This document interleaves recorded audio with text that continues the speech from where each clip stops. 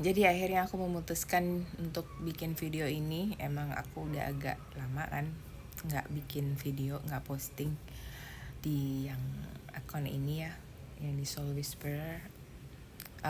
Kebetulan di bulan Juni lalu tuh aku ada personal issues. Bapak aku pass away, dan ya di sisi lain juga pasti aku ngerasa kehilangan, dan aku harus apa ya, mungkin emosinya agak up and down, dan juga ditambah dengan hal-hal yang ditinggalkan ketika bapakku nggak ada gitu ya. uh, ada ketidakjelasan, banyaklah hal-hal yang ditinggalkan di situ yang harus diselesaikan, dan itu menyebabkan trigger trigger atau mengingatkan aku pada hal-hal yang menyebabkan aku itu uh, apa ya, mengalami mental health issues sih sebenarnya.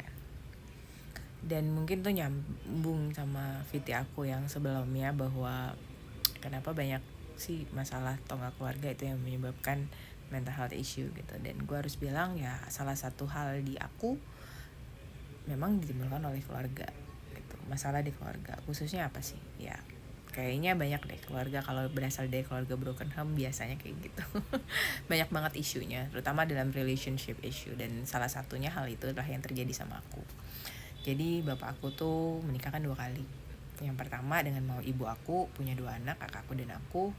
uh, Ya nikahnya resmi.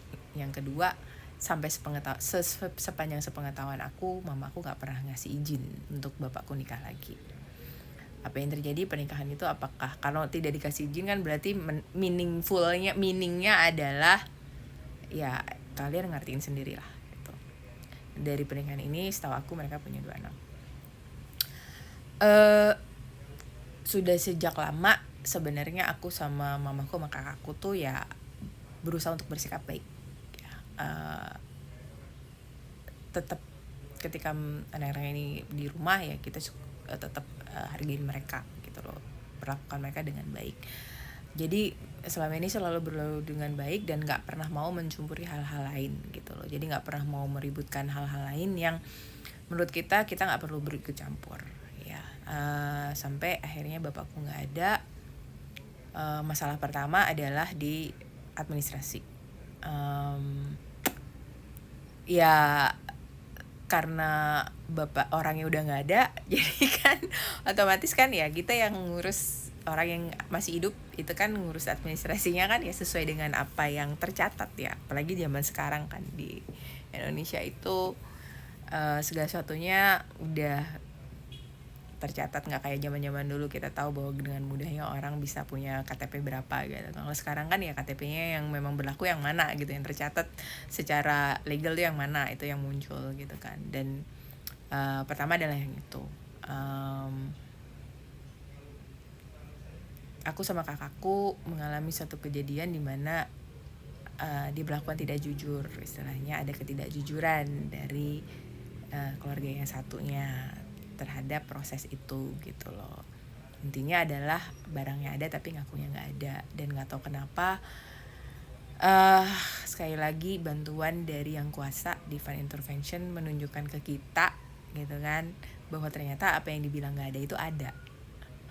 Dan itu emang kayak surprise banget gitu. Tapi di sisi lain kan aku sama kakakku sebagai orang yang selama ini selalu mencoba untuk membantu, ya itu merasa kayak, loh kok malah kita diperlakukan seperti ini ya gitu kan.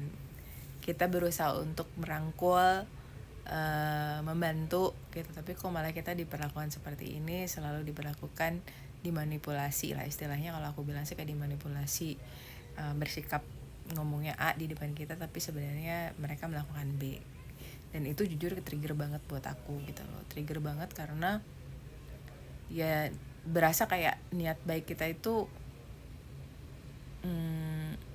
kok malah disalahgunakan seperti itu gitu. Dan kondisi ini tuh menyebabkan aku mengingat ya hal-hal yang terjadi ketika pertama tahu bahwa bapakku tuh selingkuh dan kemudian menikah lagi. Itu benar-benar kayak pukulan banget buat aku gitu loh, dan menyebabkan aku tuh kayak nggak punya lagi panutan berkaitan dengan relationship. Dan aku terus dulu tuh, dari dulu aku selalu bilang sama relationship, my knowledge of relationship is very sucks gitu, dan gue tuh nggak sama sekali struggle kan di situ gitu loh, berusaha untuk mencari bentuk yang paling pas buat aku, yang memang bisa mendatangkan kebaikan dan kebahagiaan buat diri aku tuh yang seperti apa. Dan mental health isunya yang muncul kan, kayak low self esteem, kemudian people pleaser, banyak hal gitu, dan berusaha untuk di accept, dan itu sebenarnya the trigger dari situ.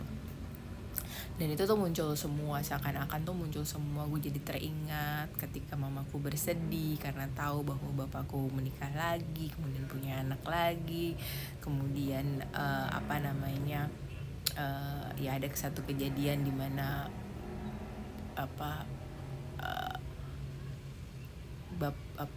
ibuku berusaha disakiti oleh orangnya itu gitu kan, di keluarga yang lain gitu. Dan itu tuh ya sebagai anak belum terlalu dewasa, ya tentunya hal itu mengganggu kan gitu ke hidup aku. Ya makanya ketika di FYP aku tuh muncul seorang keluhan dari istri kedua yang merasa marah karena istri pertama dari suaminya itu mengatakan dia adalah pelakor lah, macam-macam. Dan dia dengan enaknya bilang bahwa hanya istri kedua yang tahu, hanya wanita kedua yang tahu bagaimana perasaan wanita kedua. Dan aku cuma bisa bilang, dan memang hanya wanita dari keluarga istri pertama dan anak-anak dari keluarga istri pertama yang tahu bagaimana perasaannya ketika suami dan ayah mereka itu melakukan hal itu. Ya apapun alasannya kan, orang itu udah mengambil langkah demikian gitu loh, mengambil langkah untuk melakukan hal seperti itu. Di sini aku cuma ngingetin aja buat para laki-laki yang mungkin sudah memiliki lebih dari satu istri, atau sedang menimbang-nimbang untuk menikah lagi, punya anak lagi tanpa izin dari istri dan keluarga yang kalian yang pertama. Ya kalian harus juga pikirin apa yang akan terjadi ketika kalian sudah gak ada, karena yang akan menyelesaikan masalah-masalah itu biasanya adalah anak-anak dari istri pertama kalian, atau enggak yang sah. Biasanya itu yang harus menyelesaikan segala sesuatu kerutannya itu gitu loh, mulai dari administrasi. Apalagi kalau kalian menikahnya itu ada dokumen-dokumen yang istilahnya nembak sana nembak sini gitu ya. You have to think about that gitu loh. Kalau kalian punya harta, ya cobalah sebelum kalian gak ada, clear kan dan tulis dengan tegas pembagian hartanya mau seperti apa. Itu harus benar-benar jelas gitu loh. Jadi jangan biarkan itu menjadi keruwetan, karena akan merusak, sebenarnya akan merusak silaturahmi. Dan buat seperti aku yang terjadi adalah itu pertama merusak, yang kedua adalah men-trigger hal-hal yang sebenarnya udah nggak pengen dipermasalahkan, tapi nggak bisa ditolak bahwa hal itu bisa terjadi gitu loh. Ke-trigger itu pasti akan terjadi karena itu memang luka yang sebenarnya berusaha untuk di healing, tapi kan nggak bisa healing itu kan nggak bisa heal, harus pelan-pelan. Kemudian yang selanjutnya adalah buat orang-orang yang memutuskan untuk aku mau jadi selingkuhan orang, atau nggak aku mau jadi istri kedua, ya kalian pikir-pikir gitu loh. Jangan dikira bahwa dalam perjalanan hidup aku ketika aku masih single, aku tidak pernah dalam kondisi seperti itu. Pernah, tapi karena aku tahu kalau aku melakukan ini berarti aku akan melukai banyak orang, termasuk diri aku, dan aku nggak mau itu gitu loh. Saya tidak mau itu. Saya lebih memilih untuk sendiri dibandingkan aku harus bersama orang lain yang sudah punya istri. Itu adalah pilihan aku.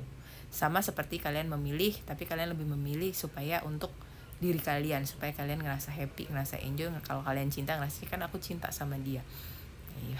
Kamu lebih memilih itu dibandingkan kamu memilih bahwa kamu udah merusak kebahagiaan orang lain. Dan kalau buat aku itu akan jadi guilty feeling buat aku seumur hidup, dan gue nggak mau itu.